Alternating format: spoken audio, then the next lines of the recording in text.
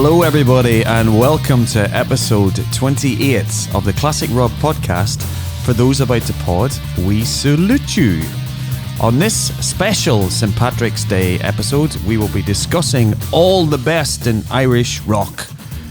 Our hidden gems as usual, with our lovely news features as well too. And My Year in Rock is 2018, which Matt will be taking us through. But our show would not be complete without my partner in crime, who this week has just found out that he could have qualified for the Irish football team in the 1980s when Jack Charlton was the manager. Here he is, Mr. 64th Irish person, 164th Irish person, Mr. Matthew O'Shaughnessy O'Toole Murphy Rogers. Sláinte. But I am actually 164th Irish. I think something like that. Anyway, on my mum's side, I've got a feeling my auntie Leslie and my auntie Vicky, who listen to this, are probably, I'm not sure they listen actually, but they would be able to verify which part of me is Irish. That'd be a sense of humour. Do you think so? I do like Guinness as well. That's probably a part of it as well, isn't Absolutely. it, I suppose? Yeah, so it's St. Patrick's Day, Brian. Well, belated happy St. Patrick's Day to you, Brian, because you are Irish, of course. I am indeed, yes. Despite the fact that you and I were born in the same hospital. We found out a few years ago, didn't we? So both Brian and I were born in North London. We were indeed. North of the river. Funny enough, where my daughter now lives, my daughter Georgia. Hello, Georgia. Hello, Olivia. Hello, Sam. I always have to give them all a shout out. Well, it's my birthday next month. I don't want to kind of like upset any of them, do I? Well, exactly. Any excuse anyway, not to give Dad a present. He left me out of the podcast. Exactly. A bit harsh, wouldn't it? So anyway, Brian and I were both born in the same hospital, obviously a couple of years apart. And it was it still is, the Whittington Hospital in North London. In fact, they got a blue plaque on the wall, Brian. Did you know that? What, for me? Yeah, I got blue. Actually, I got one at your university as well. 15 years this boy has spent here, Brian Maley. I think that's really nice, because apparently you hold the record for the longest time at Sunderland University. It would appear so, based on your truth. Well, absolutely. I've been in touch with them, but it's true. I've verified it.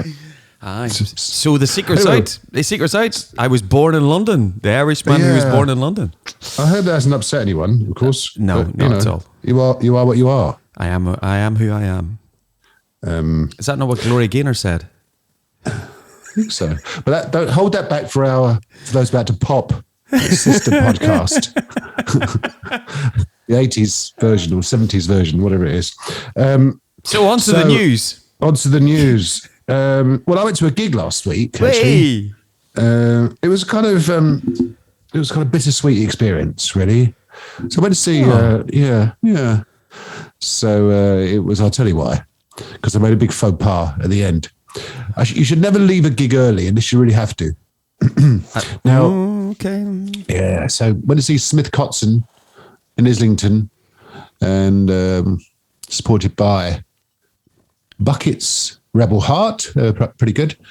Dave Bucket Colwell, who used to be in Bad Company, and also the excellent Dust Coda. They are good, aren't they? Great. Yeah, they were. You said they were going to be good, and they were good. Nice guys as well. Met them afterwards, bought an album, got them to sign it, and all that. But they were very nice guys. They've been enjoying the tour, which is good. Yeah. I mean, they're going to say that, aren't they? To be fair, but I'm sure they have been.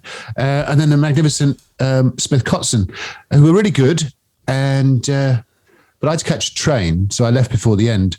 And then, as I was on the train home, I looked on Facebook, and our friend Eamon O'Neill, who I met there, who was there. Hello, Eamon. He'd posted Nico McBrain from Iron Maiden had come on stage and joined them for a couple of songs at the end. And I was quite sort of devastated at that, because I've left a couple of gigs early, and you always think, well, so and so's. It's not likely Jimmy Page is going to come on stage with them, or Paul McCartney or whoever. I've seen some pretty good kind of, would like to bring out, the guys from Aerosmith with Bon Jovi, or guys from Queen with the Foo Fighters. But I was quite disappointed about that. So anyway, more for me. However, the most surreal thing all night was So in these days of social distancing, which is kind of still just about a thing in Britain anyway, I went to the loo, saw Eamon on the way out, said hello to him, and I glimpsed Mick Box from Uriah Heep also queuing to go to the loo, which is quite surreal. And he was being grilled by people probably, about their first album or something like that, But I thought, that's a bit odd. That's Mick Box from Uriah Heep. I suppose everyone has to go to the loo, don't they? Anyway, so that was a good gig, all the same. Smith Kotzen. Talked about it in the last show. The dynamic between the pair of them, they're just having a ball. Yep.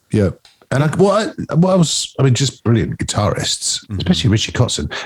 Doesn't use a pick, does he? Kind of plucks it and strums it and flicks it and all sorts. I mean, you can play the guitar a little bit, not very well, but you can play a little bit. He's, amazing. Yeah. Amazing. It was great. Good gig. And if they come around again, boys and girls, go and see Smith Kotzen. They're really good value. Yeah. What else is happening in the news, Brian? Well, I was at a gig. I went to a gig actually on St. Patrick's Day itself on the 17th of March. I did indeed. I went to see the marvellous Simon McBride from Northern Ireland. We've seen him with Snake Charmer. We saw him at Ramblin' Simon's a great guitar player.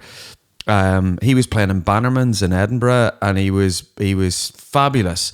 But I too made a faux pas during the gig. Oh, really? Yes. Oh, no. I did. Mine was more of an internet Facebook faux pas, where I thought I would give Simon a big thumbs up on our page, on our Facebook page. Very kind of you. Yeah, it was. I thought Simon's doing a good gig. He's out on St. Patrick's Day, and I tagged the wrong Simon McBride. Okay. Well, it happens. But the Simon McBride that replied back to us, he was very, very nice and did comment that he indeed still thought that Simon McBride was a very talented guitar player. So obviously it must have happened to him on a number of occasions. But in all seriousness, Simon played a great hour and a half of music. He's got a new album coming out on 27th of May. Played quite a lot of tracks off it, and he sounded really good. Very rocky for just a nice, classic rock trio, and they were really good. So I'll be going out and buying that album when it comes out on the 27th of May. Yeah, very good. This is the real Simon McBride, not your new friend. He's not got an album out. Let's just get that clear. It's Simon McBride who plays with Don Airy and with Ian Gillan's band. On the old podcast, we quite often follow fashion. We've talked in the past about Tony Iommi's fragrance, which I've still not been able to get hold of, to be honest with you. Can't get hold of the old fragrance for love of money. But what made me smile recently was Harry Styles, late of One Direction, got a solo career now. He has got I'll take your word for it. A fashion line. Very nice guy, apparently. My daughter met him years ago in a milkshake. My daughter Georgia, in a milkshake shop in North London. Funny enough, near where you and I were born. Yes. I think. Anyway, so Harry Styles, late of One Direction, has I think I've said all this before, haven't I? But anyway, we carry on. Harry Styles has got a new fashion line, which is nice, as you do. We should probably get a fashion line, shouldn't we, Brian? Black t-shirts, jeans. That's pretty much it, isn't it? Really? So he's got a beauty brand. We should get one of those as well. We should get a fashion and beauty brand, I think. Anyway, he's chosen the Fleetwood Mac legend, Mick Fleetwood, to be the kind of face of his new beauty brand. And he describes Mick Fleetwood as a magical man, which he is. He's quite he's a tall guy, and he's going to be quite. It's going to be quite an interesting choice. And apparently, Harry Styles called him the embodiment of pleasing. Pleasing being this new brand. I thought that was amazing. Of all the people in the world, you choose Mick Fleetwood to sell your beauty brand. Exactly, all 6'6" of him, or whatever he is, 78 years old, or whatever he is. I thought it was quite sweet. Mick's quite pleased, Mick Fleetwood. He's quite enjoyed it. So I think that's quite nice, quite interesting. So there's the latest in our on-running series of fashion-related items.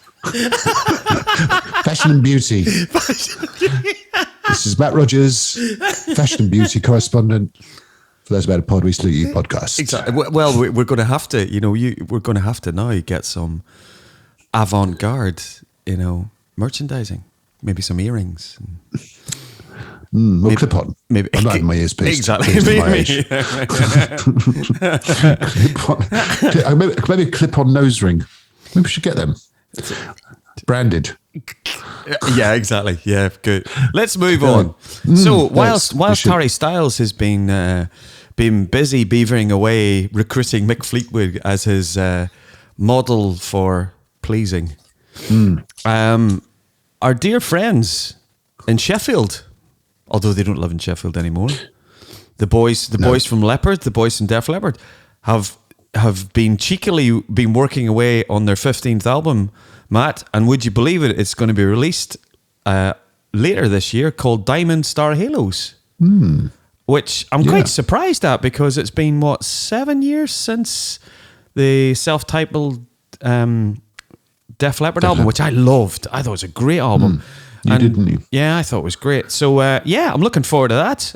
The single is out now, streaming, called Kick. Very, very, it's got a very modern 70s T-Rex, Mott the Hoople kind of vibe to it in terms of the song. But, yes, looking forward to seeing the Leps. Album, that'll be good whenever it comes out. Yeah, absolutely. Yeah, I was quite surprised that it's come out. They did tease it for a week or so. They've made no secret of their influences from the early 70s, Bowie and, as you say, Mott the Hoople and T-Rex and so on, which was a great era. I mean, I was only a child, but it was great. I mean, it was glam rock. That was glam rock, yes. Yeah, it really did sort of dominate the charts in those days, certainly in Britain. It should be interesting. I'm looking forward to it. And they've never been sort of scared to take a kind of a left turn, have they? No. Def Leppard, Slang was an odd but good album.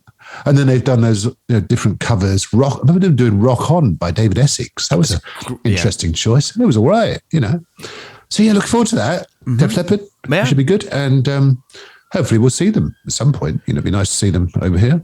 Yeah. We'll be there. And in Def Leppard related news as well too, which is my final bit of news for this episode. Do you remember the band we went to see last year, who I thought were absolutely fantastic in the Underworld in Camden? It was indeed. Yep. Yeah. Vega have just released their cover version of Animal by Def Leppard, and it's no half bad.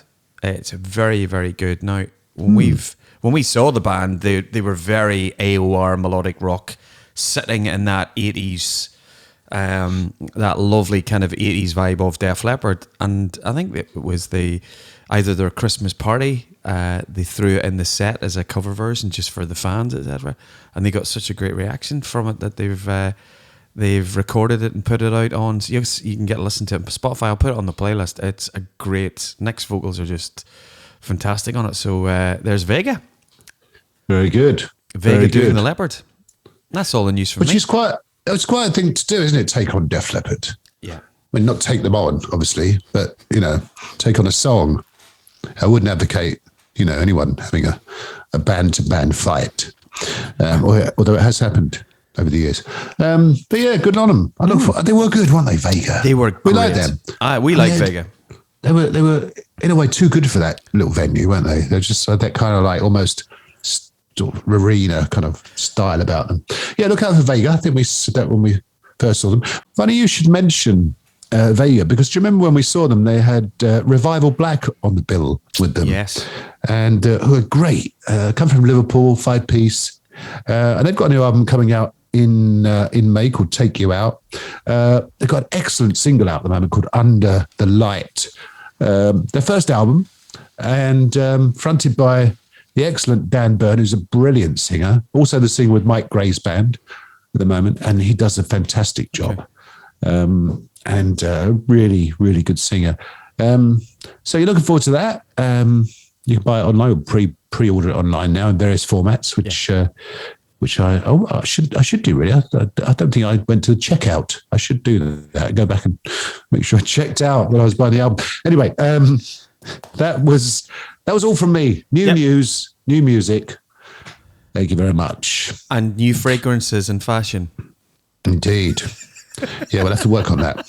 How are you getting on with those songs, by the way, that we're going to sell to Sony? How's that going? Good.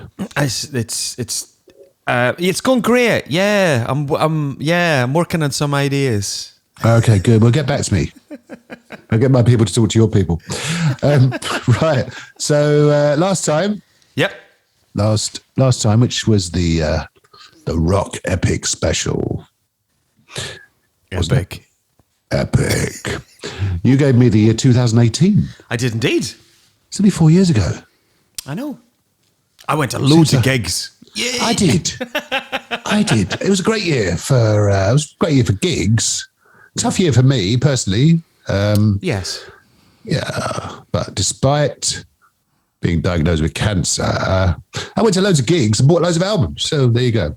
It's one way of dealing with it. I'm all right now, by the way, boys and girls, in case you're wondering. Because before the letters flood in from all 30, it's 13 now, isn't it? Right. 13. All 13 of you. I'm doing very well. Thank you for asking. Anyway, 2018 was a good year. We went to loads of gigs. We went to quite a few together. We did. That seemed cool. Cool. And it wasn't just festivals. We just didn't meet at a festival. No. And yeah. I think my favourite gig of the year, before we get onto the albums, really enjoyed Europe and King in Brighton. And to commemorate that fact, completely unrehearsed, is Brian's wearing a Europe T-shirt, one of 200 that he owns. Europe T-shirts, that is, not T-shirts in general. They were good. What was that tour they were on? It was the what was it? Anyway, never mind. We'll come to that. Okay, come back to that. Yeah, that was at the excellent Brighton Dome, Brian. I've just looked at the T-shirt mat upside down. It's Walk the Earth. Walk the Earth, of course it was, because you bought me a mug. I remember you bought me a mug, and I still use it. Good. It's in my collection of mugs, which is probably where it should sit. And I have John Noram's plectrum. Do you? Mm-hmm. How did you manage to get that? Do you not remember? Did you go up to him and not really? No, it's a bit of a blur that night. It was a bit of a blur, but I did my usual nerdy thing at the end of the gig when everybody starts to sidle out. All the guitarist fans, everybody who wants to get, can you give me a set list? Can you? So yeah. One of the roadies gave me John Noram's plectrum, which I have added to my collection. Oh, it was very nice. Yeah. They were great. Nice King. My first time I saw King, I thought King were excellent. They were really, really good. Yeah, it's funny actually because I remember meeting them outside. I think it was maybe before Europe came on, and I said, I heard on Planet Rock that you're on tour in whenever it was next March, and they said, are we? Didn't know that. Thanks for letting us know. Or something along those lines. Yeah, exactly. We also went to Ramblin' Man. And the festival was opened by a little band, do you remember, called Those Damn Crows? I believe that they were. I think it was a little bit early for me, was it not, Matthew? No, you were there. Was I there? Because that was the time when I tried to get you to go and play with another King's X fan. Do you remember? Okay, of course. We're in this big tent. That's right. Because it was quite early in the day. It was packed. I think the whole festival kind of went in this... people that went in this tent to watch Those Damn Crows, who had a meteoric rise over the last couple of years. That was the era of their first album, The Murder and the Motive, which I'll come to in a minute. Yeah. And there was a guy just over to our left wearing a King's X T-shirt. And I said, Brian, go talk to him. He's a King's X fan as well. Go. And you didn't. Yes. Which was a bit disappointing. Anyway, Ramblin' Man. Also went to see Night Ranger with Skid Row. That was an interesting double bill. I've never seen either band. I've never seen Skid Row. I've never seen Night Ranger, who I love, but their usual extensive, let me just guess, their usual extensive UK tour is usually one night at the Shepherd's Bush Empire. which suits me down to the ground. Thank you very much. Not so much the podcaster in the north. No. I mean, I'll have a word with him, but I can't promise anything. That's it. I also went to see the Foo Fighters with Kelvin, the social media guy. Oh, okay. If that is indeed his real name. No, his real name is Kelvin. Kelvin, the social media guy. That's his full name.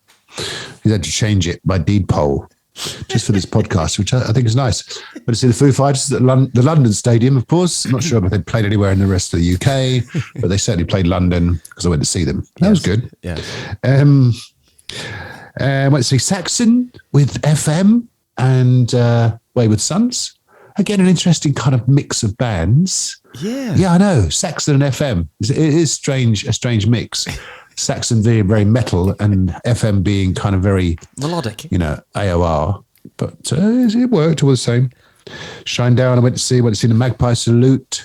Yeah, it was a really bumpy. They were good. Sort of in Norwich, actually, of all places.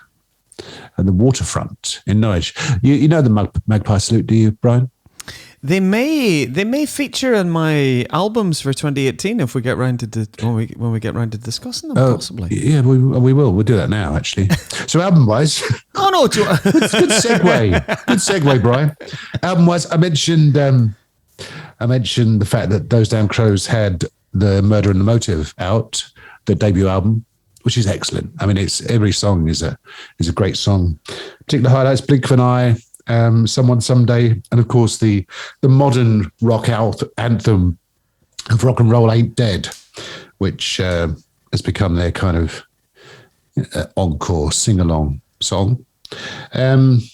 Judas Priest put out Firepower, which is a great album, very metal.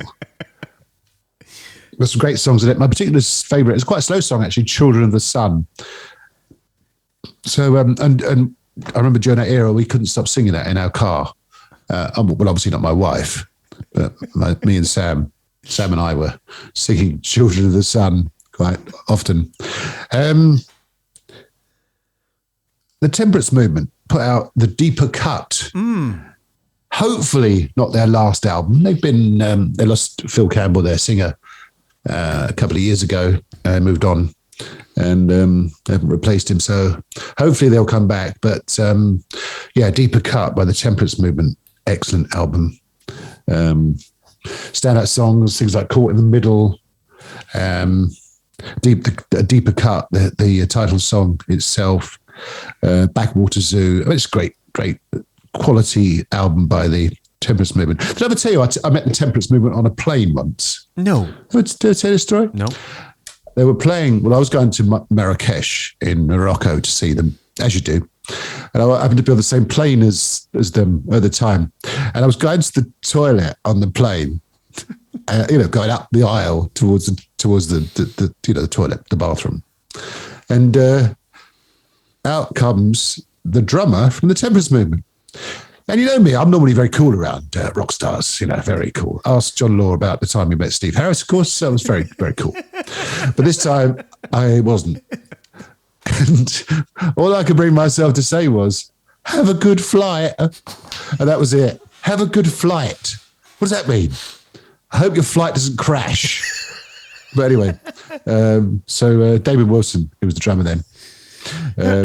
But anyway, that's just my little kind of side story about when I met the drummer from the Temperance Movement coming out of a But you made him feel like a rock star then. You made him feel like a rock star because, Well, I've been wishing him have a good flight. Well, I've been getting all kind of starstruck. Yes, exactly. Hello, have a good flight. Hello. Anyway, where were we? Albums-wise. And then finally, the magnificent, everyone's favourite, Miles Kennedy, put out his first solo album in 2018. Yep. The Year of the Tiger, which is essentially a kind of a tribute or an homage to his sadly departed father. But some good songs on that. The title track itself is good. Haunted by Design, The Great Beyond. He's brilliant. We love Miles Kennedy on this podcast. And everyone should love Miles Kennedy. He's absolutely fantastic. That album is well worth a listen, The Year of the Tiger. So that was it. It was a good year for albums. songs though, and gigs, obviously, Brian. Yeah. Despite everything. Despite everything. Despite me having no hair. You did. I have to say, exactly. You were a trooper during Rambling. You were a trooper during Rambling Man, because you tried and you stayed and watched as many of the bands as you could. It's interesting you mentioned Miles, because Miles was there, wasn't he?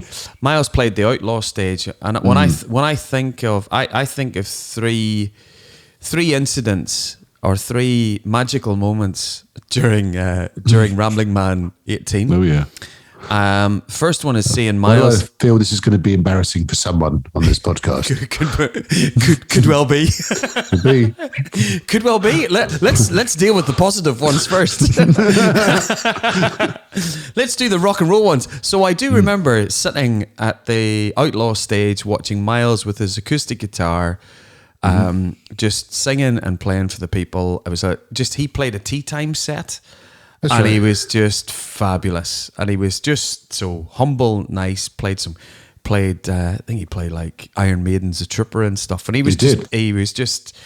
was brilliant. I remember watching Steel Panther come on as special guests. Yeah, absolutely. And I've never been at a gig where I've cried with laughter, where they got so many people up on stage. For a particular song, which I won't mention the title. We'll mention the title. And then they did a brilliant cover version of Crazy Train by Ozzy Osbourne. And do you remember this? Do you remember the singer from Steel Panther? He went and changed out of his glam rock material, put the black sort of Ozzy top on, and he had Ozzy's mannerisms down to the T. You know the way in which Ozzy sort of constantly takes the mic off the microphone stand and puts it back. It was comedic. Exactly, it was comedy genius. Absolutely. But they let's go to the third memory was and this involves Kelvin, the media guy. Oh really? Kelvin, the social media guy. Give me his full name. Kelvin, the social media guy. It was a good year. Very good year, Brian. Good year for music. Yep. Good year for gigs and albums. So next time, you will be pleased to hear I've assigned you with a year from the 90s. Fabulous. But you know, I'm going to ask you, of course, when I've told you the year is 1993. Where were you in the university kind of life cycle of your 15 years then? I was genuinely graduating. Really? Yes. 1993. Yes. Is that right? Yes. Okay. All right. Well, fair enough.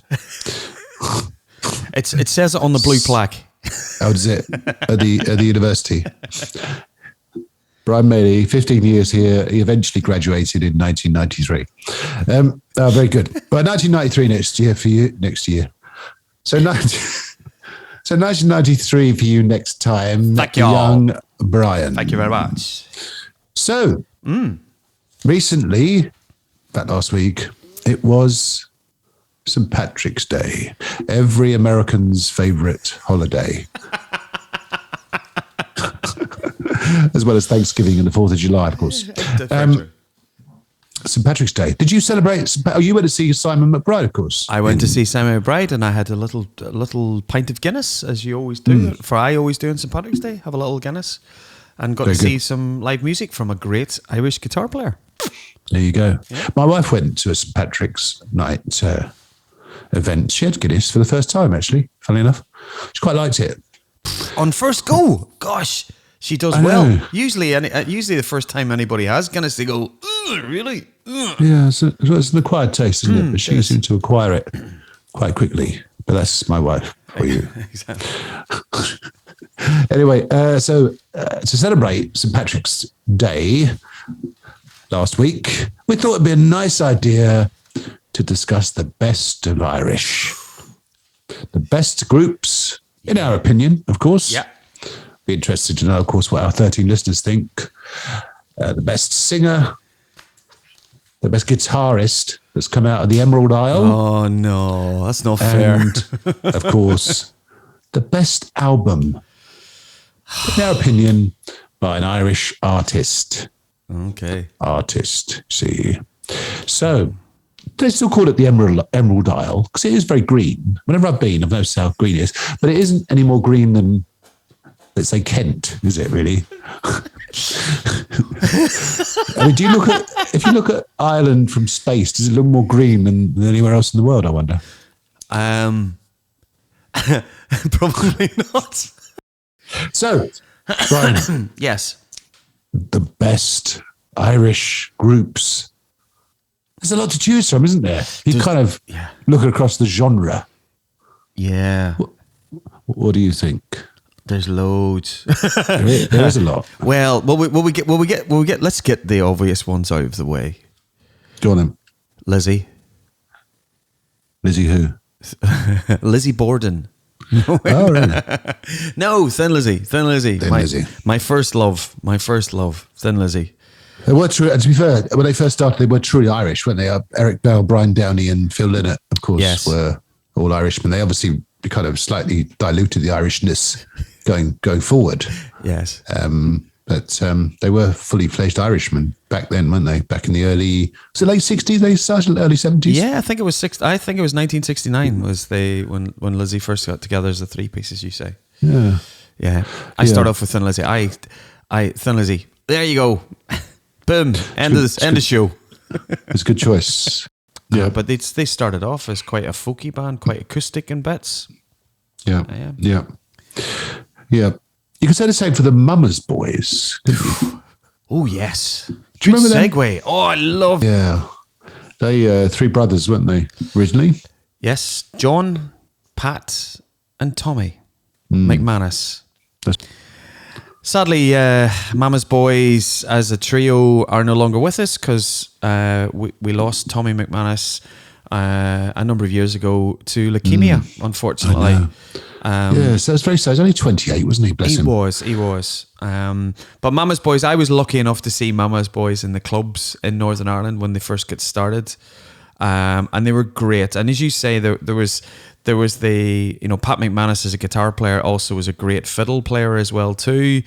So he would play, traditional fiddle and a number of songs.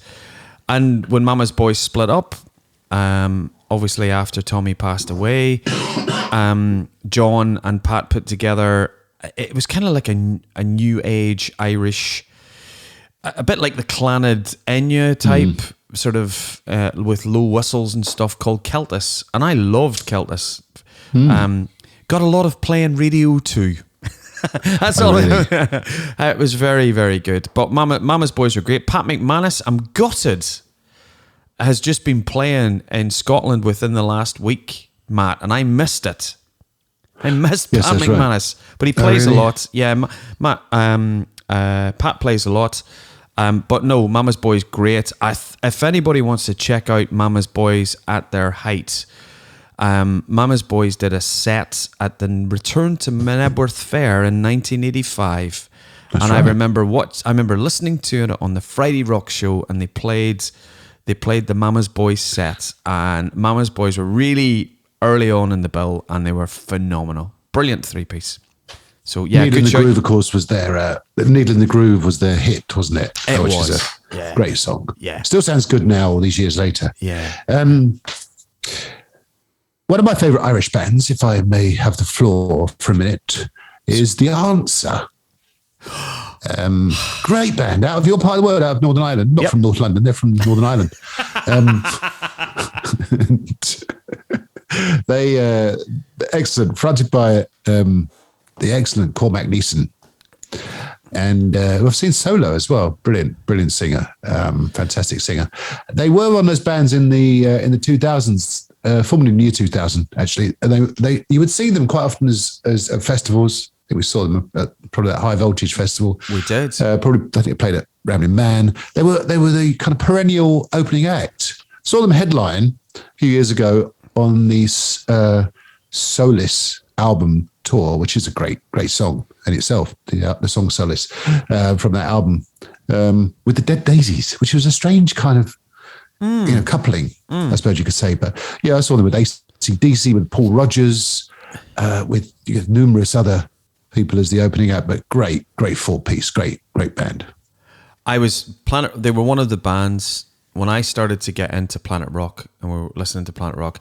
They really championed The Answer, and it wasn't really till we saw The Answer at High Voltage that I got them as a live act, and I really impressed with Cormac's vocal.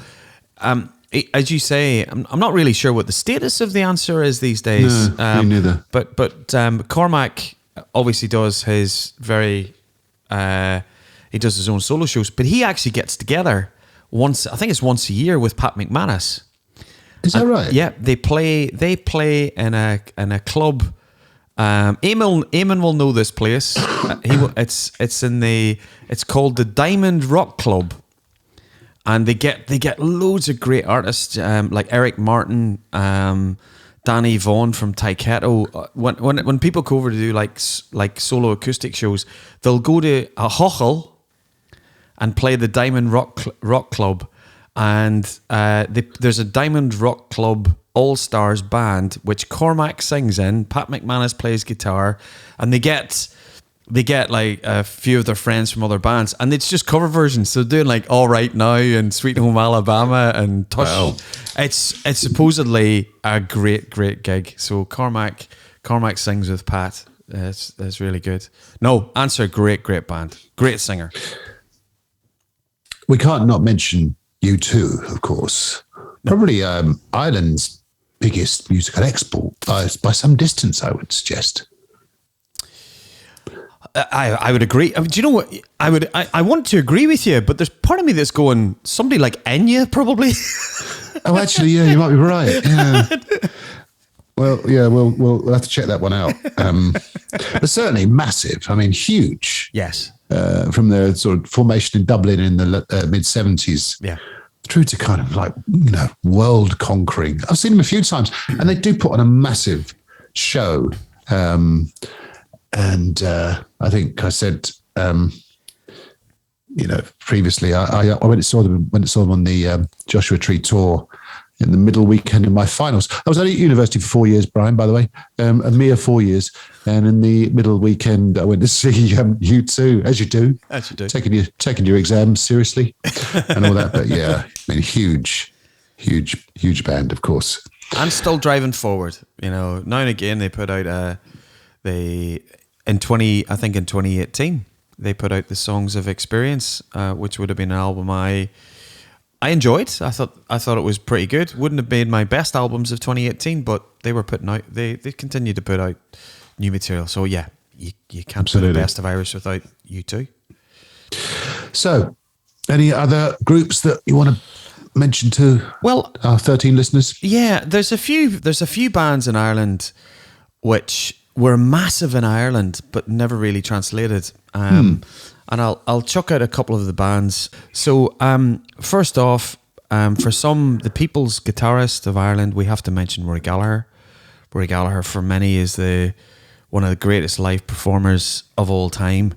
I never got to see Rory. Rory passed away at the age of 47. But one of the greatest guitarists. And if you were to speak to Vivian Campbell, Vivian would talk about his two major influences as Rory and Gary Moore. So I have to mention Rory. I would say to everybody, go and listen to the Live in Europe album. It is just Rory is best. A band that started out in 1988, Dublin band. So Aslan were a Dublin based band. They released an album. They're massive back home. They released their debut album, Feel No Shame, and I'm going to stick the opening track on the playlist called Loving Me Lately. Matt, listen to it and let me know what you think. So Aslan were a great band. Yeah. How about you? Excellent. Any more? Well, just honourable mentions to Boomtown Rats, of course, who did a huge amount for Irish music in the late 70s, as did Stiff Little Fingers, of course. I think it's still going strong, fronted by Jake Burns. Yes. And we're, really at the forefront of that kind of good quality punk, I would say, punk rock Yeah. kind of movement. The Undertones, of course, ditto. You know, everyone knows My Perfect Cousin and Teenage Kicks, and you know that sort of golden era for them in the late 70s, of course. And I defy any pub cover band to tell us if they've never played. I mean, everyone's always played Teenage Kicks. It's only like 3 chords. Even you could play it, Brian. Yes, and have. Yeah, absolutely. So no, that's it from me. So we touched on a couple of guitarists. But I mean, Ireland has produced some absolute legends on the old 6-string Razor. Of course, that's what us guitarists call it, Brian. I think I call it that anyway. On the old guitar. You mentioned the great Rory Gallagher, of course. Yes. Just kind of the embodiment, I suppose, of that Irish kind of rock. I mean, quite unique in his style and his look, and the type of music he produced. But huge, as you say, hugely influential, and sadly died very young, didn't he? Yeah. There's not many when you talk to players like Gary Moore, and I know Gary's no longer with us. I don't think Gary Moore was easily impressed by guitar players. And even in the Eddies in the shred periods, the Yngwie Malmsteens and Eddie Van Halen period of guitar, I think Gary would have gone, yeah, that's they're good at what they do. But if you were to speak to Gary Moore about Rory Gallagher and how his conviction to playing, and when he hit the stage, it was like Take No Prisoners. If you were to speak to Vivian Campbell would say exactly the same. It was once Rory hit the stage, it was like untouchable. Yeah, he would, and there were stories. So I've read a number of books. Jerry McAvoy, who was his bass player for over 20 years. It's a great book, Riding Shotgun. And Rory, it seemed to be. Have this picture in the 70s. You mentioned about The Answer being that band that went round all of the concert scene as a support band. It seemed to be that Rory just seemed to be in a tour bus in the 70s, and there was times whenever a festival was on and they lost the Rolling Stones as the headline act, and then it would be give Rory a call and see if he would just come in and just. He would save the day. Rory saves the day. So yeah, no, Rory is up there as, one of the best. Yeah, one of the best. And you mentioned two of the other greats as well, of course. Gary Moore, just phenomenal talent, and Vivian Campbell, who I think we mentioned once or twice on this podcast, haven't we? The great Vivian Campbell, responsible more for big riffs than necessarily his soloing, but still a magnificent guitar player, as was. As you say, the sadly no longer with us Gary Moore, of course. Yeah. So on YouTube, there's a fantastic clip of him doing Back on the Streets, which is probably my favourite Gary Moore song, with an all-star band, Cozy Powell, Don Airey, Phil Lynnett's in it. I think Scott Gorham's there as well. Yes, indeed, yeah. And it's just, did I say Cozy Powell's on drums? Magnificent. Just a great album great song from that album of the same name, I think, Back on the Streets from about 79 or something like that. Yeah. Honourable mention to Bernie Tormé, of course. Good shout. Yeah. Oh, he's so forgotten, isn't he? He's so forgotten. Ubiquitous. Bernie Tormé was with Gillan in the early 80s, and then formed his own band. They were called the Electric Gypsies, but he had that very kind of sort of characteristic style about him. Sadly died a couple of years ago, Bernie Tormé, but as you say, probably one of the forgotten guitarists of Irish rock, I would suggest. Hence I felt the need to give him. I think that, that is so, that's such a good show, because he was the first guitarist to replace Randy Rhoads. That's right. Indeed. Good knowledge. You should do a podcast about music. You'd be good at that. Because of course he was, wasn't he? That was a strange, I remember that at times, strange. Bernie Tormé? Okay. But yeah, you're absolutely right. Yeah. And he, and I don't think, I just don't think I don't, from a style, I just don't think Ozzy was playing Madison Square Gardens. He was, you know, he was a big arena filling juggernaut of a band, and obviously he didn't stay in the band that long. And then Brad Gillis was drafted in from Night Ranger. Yeah, and I just think it was the right guy, wrong band type. You know, Bernie's amazing player. Some of his Gillan stuff is just phenomenal. But the Ozzy gig was not his, and he never gets much of a, in the history of the Ozzy Osbourne bands, he's very much a footnote, and you have to, for somebody to come in and try and learn that material in such a short space of time, and have to bow out for whatever reasons. He obviously amazing guitar player to be even considered as a replacement for. That's a great. So Bernie Tormey. There you go. I need to burn me out. I'm going to burn my Irish passport after that, Matt. I've let myself down. I wouldn't do that, Brian. That's a bit drastic. Be okay. You're still a fully fledged Irishman. Don't worry about that. So that was Guitarists. So Irish singers. We've touched upon a couple, and I've got a couple up my sleeve that you'll like. We mentioned Cormac Neeson, who's magnificent, fantastic singer. And as you said, the Answer have done some great stuff. Under the Sky, I'm just going to try a few songs. Come Follow Me, On and On. Oh, what a singer. Fantastic. Yeah. And a really nice guy. I met him a few years ago at Planet Rock thing, and a really, really charming fella as well. I'm also going to mention Robin McAuley. Oh, you...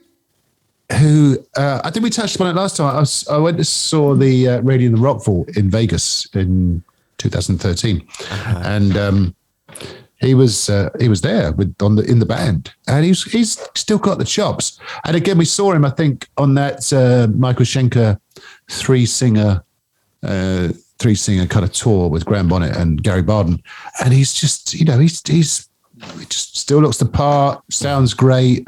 One of those singers that we talked about, his voice hasn't really deteriorated as he gets older. Yeah. So Robin McAuley, I'm just going to throw Robin in. Anything from his Michael Schenker era. Sorry, Macaulay Schenker. Indeed, Macaulay Schenker. All hair extensions and naming conventions. There you go. There's the title for the new album. Yeah. Hair extensions and naming conventions. Over to you, Brian. Favorite Irish singers? Oh gosh. I don't think this man gets enough praise as a singer. And I know it sounds, we've talked about the band.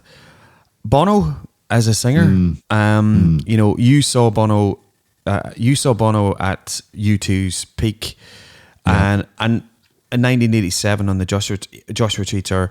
I remember an interview the next year, and at the time, obviously, Joe Elliott and Def Leppard were riding high with Hysteria at the time. And if you were to talk to Joe Elliott in 1988, he would have said his favourite singer in the world was Bono, and he would have gone, there's things that guy does with his voice that I just can't do. I know. Yeah. So I can't go past when it comes to singers mentioning Bono. I do have to, for all of the bravado as well too of the leather trousers and the black mirrored pick guarded bass guitar. Phil Lynott himself, absolutely. As a singer, you know, there's not many. Some singers are great ballad singers, and some singers are great rock singers and pop singers. Phil had the ability to be able to go across genres. He could do you know, Still in Love with You, to The Rocker, to Jailbreak, to Don't Believe a Word, fast version or slow version. You know, a very multifaceted singer. So there's two off the bat for me in terms of great singers. And go ahead, sorry. And Fergal Sharkey from the Undertones. You know, for a lot of people, the perfect pop song, Teenage Kicks. But when he went and did his solo career, the big single that he put out in the mid '80s, you know, Good Heart, written by Maria McKee, produced by Dave Ebb. And it wasn't by Dave Edmonds, it was by Dave A. Stewart from the Eurythmics. But you listen to that and you listen to Fergal singing in that. He very, very accomplished singer. Absolutely. Now I think he's an environmental campaigner now, and good on him. Yeah. And finally, you mentioned Thin Lizzy earlier, and I'm just going to throw in one of my favourite singers I've really only discovered in the last 10 or 15 years is Ricky Warwick. Who has been a bit like Miles Kennedy, actually, hugely prolific in terms of the projects he's involved in. Singer and frontman of the Black Star Riders that we've talked about, who are just about to release their 5th studio album, I think, Brian. Yeah. He's done several solo albums, always with that kind of autobiographical tinge, which I like. Yeah. And he's excellent. I met him at a meet and greet. I don't think he was particularly, on form that night, but nice guy all the same, and great singer and good front man. And I'm just going to finish on Ricky Warwick from The Mighty and Solo and as we said, Black Star Riders. So anyway, that was the best singers. Yes.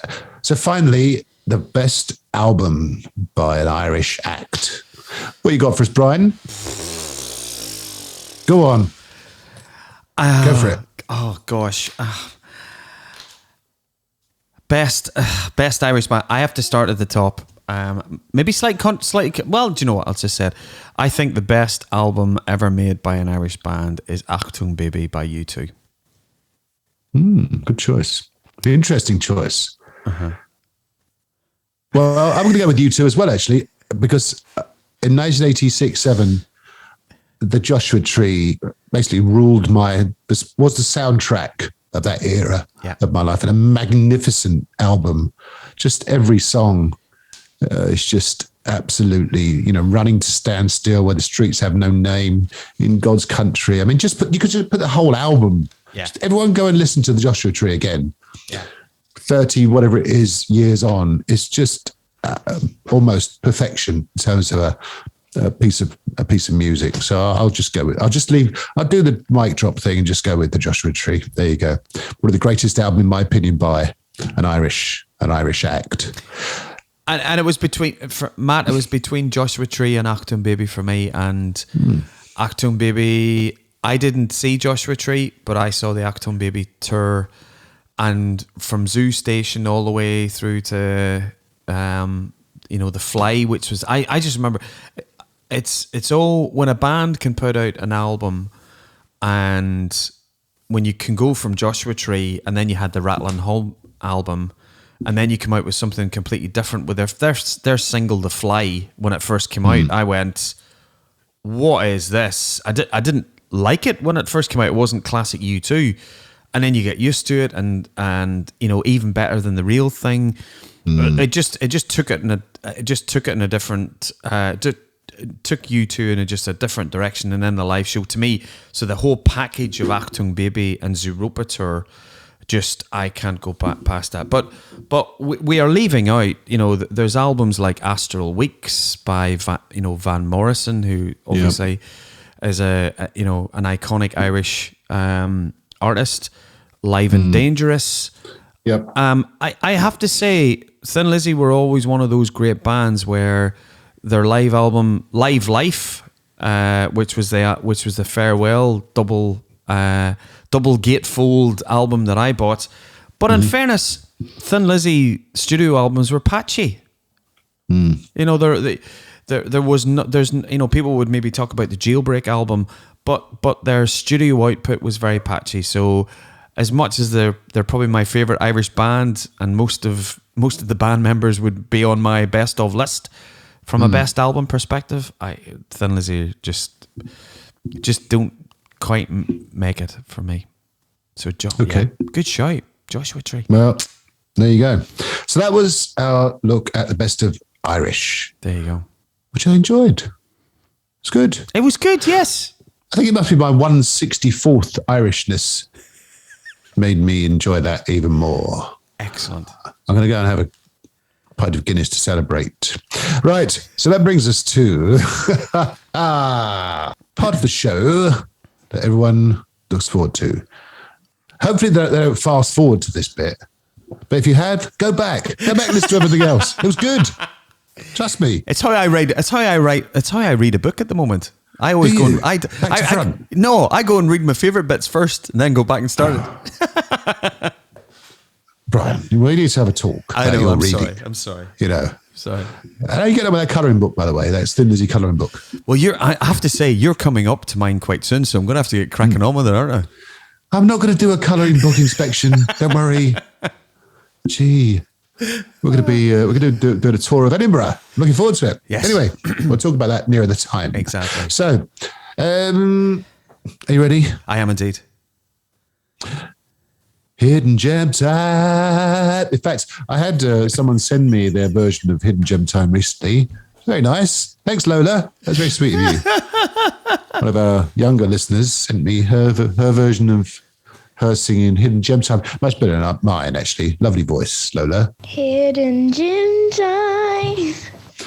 Anyway, it is Hidden Gem Time. What have you got for us, Brian? I'm gutted. Do you know what I was half expecting? I was half expecting like Riverdance, right? You know. Yeah, I did think about it. I've got my violin over here, and I've got my bodhran tucked away. In fact, I have actually got. This is what I would call. I'm just getting it out very carefully. There you go. Is that? Not everyone can see it, of course. That is is that a bodhran or it's just a drum?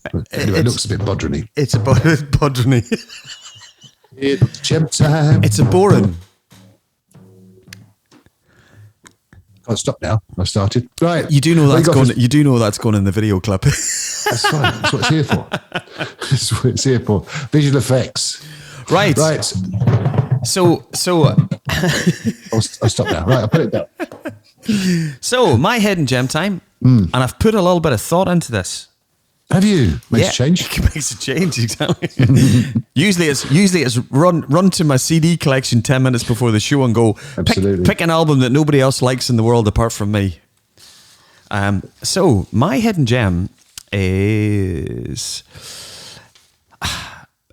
this person is probably one of the most iconic guitar players of his generation, if not all time. So 19th of March 1982, Randy Rhoads passed away. So there's been a lot of outpouring. So it's 40 years since Randy passed away this month in March. And for a lot of people, he was, we've been talking just about some amazing guitar players now in Ireland. And if Randy Rhoads for a lot of people is up there, and obviously we talked about Bernie Tormey replacing him in the Ozzy Osbourne band. So my hidden gem for this episode, Matt, is I'm going with the only live recording that Randy Rhoads put out with the Ozzy Osbourne band, which is the album Tribute, recorded on tour. There's some sweet outtakes on the live show as well, on the live album. There's a lovely classical acoustic piece, which was an outtake of a little song called D, which Randy had dedicated to his mum. That's right. And you hear him very quietly chatting in the studio. It's like it's outtakes and it's live and he's playing it. So my hidden gem for this episode is the Ozzy Osbourne album Tribute, which features the wonderful Randy Rhoads, who passed away 40 years ago this month. Oh, that's very good. Very good.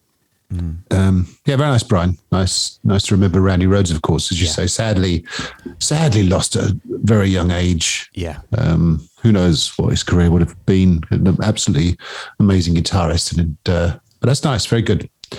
And your hidden gem. Well, I think I've got you to thank for this, actually, in a roundabout sort of way. So I'm going with an album by an amazing singer. You and I have seen him. You may not have realised that we've seen him, but we have seen him. It's an album by a singer called Jorn Lander. Now, Jorn Lander is he's quite prolific. He's from Scandinavia. Yeah. And particularly he is from Norway, which is kind of the bedrock of rock and metal. But Jorn Lander is, as I say, an amazing singer. Been around for a long time. And this album he put out in 2007 is called Live in America. Now, the reason I bring it up is he's got his own songs on there. But he also does some absolutely amazing covers. And we were talking about Thin Lizzy earlier and Vivian Campbell in the context of Dio. And this album features covers of Are You Ready and Cold Sweat by Thin Lizzy, Perfect Strangers by Deep Purple, as well as Lonely is the Word from the sort of Dio era Sabbath. Yeah. But also, I think the highlight of the album is the Whitesnake medley, which I think you introduced me to. Yeah. Yeah. And I think if we can find it and put it on the playlist, it's just incredible how much he sounds like early 80s David Coverdale. He does Come On, Sweet Talker, Crying in the Rain, and Here I Go Again, and Give Me All Your Love. And just amazing. I mean, amazing musicianship from the band, great singing from Jorn Lander. Do you remember when we saw him, Brian? We saw him as part of he was one of the vocalists for the Heaven and Hell Dio tribute. Sang with Glenn. Glenn was doing some of the vocals, and then Jorn Lander came out and did. He sang. But do you remember? I've got photographs of this as well too. Do you remember Phil Anselmo from Pantera? I do. Yes. I have personal pictures of Phil Anselmo sort of coming, I don't know whether he was invited or not. He was obviously he was backstage, but I don't think Phil could help himself when Glenn was singing and Phil's kind of coming on and wanting to do gang vocals and whatever. But Jorn Lander did. He was fantastic. I'm almost certain that Jorn Lander. It's interesting you mentioned about Jorn doing the medley or the Whitesnake medley. You remember in the mid to late 90s, there was various incarnations of the old Whitesnake. So not with David. No. But you had Mickey Moody and Bernie Marsden got together, and they actually had a band, and they were just called The Snakes. That's right. Yeah. And Jorn sang lead vocals on that, and then the Company of Snakes came together, and I've got a few of their albums, and they had Robert Hart, who sang in Bad Company. That's right. Yeah, and then they ended up being M3 with Stefan Berggren on vocals, and they did a live album. But Jorn, out of all of them, for me, vocally wise, suited the classic Whitesnake stuff. That's a great hidden gem. Yeah, there you go. I thought you'd like it. There you go. There you go. So Live in America by Jorn Lander. Hopefully there's some stuff in Spotify for that one. Absolutely. Fingers crossed. So that was episode, what was that? Episode 28. 28. Blimey. We're getting through them, Brian. Only 2.5 million to go. So, as always, thank you everyone for listening. Please leave a message on Facebook. What I was going to say was please leave a review on Apple Podcasts if you use that version. Say hello on Twitter at FTATpod, or obviously on Facebook. You can find us with our own page. We've also got our own YouTube channel, haven't we, Brian? World Domination. Yeah, exactly. Whatever next? TikTok. Whatever next? We'll have to do TikTok. We are going to bring out the old fragrances, of course, and we've got to start working on those. Yeah. And the fashion line, exactly, which will basically just be black t-shirts and jeans, as we mentioned earlier. But that's more to come on that. Thank you everybody for dialing into the show. Please subscribe. We will see you all next time. Hello, is that the show? Just dialing in. But or dialing in. or if you know our handle on CB Radio. I remember that episode where you called me out. Yes. Yeah, thanks everybody for listening. We will speak to everybody soon on episode 29, where my year in rock is 1993. Hopefully it's a good one. And I think it will be. Yeah. Yeah, well, I just finished university, so, I had lots of free time in my hands, so I was listening to loads of stuff. Anyway, we'll get to that next show. Take care, everybody. See you all soon. Rock on. Next time. Bye. Bye-bye. For those about to pod, We Salute You is a Maley Rogers media production.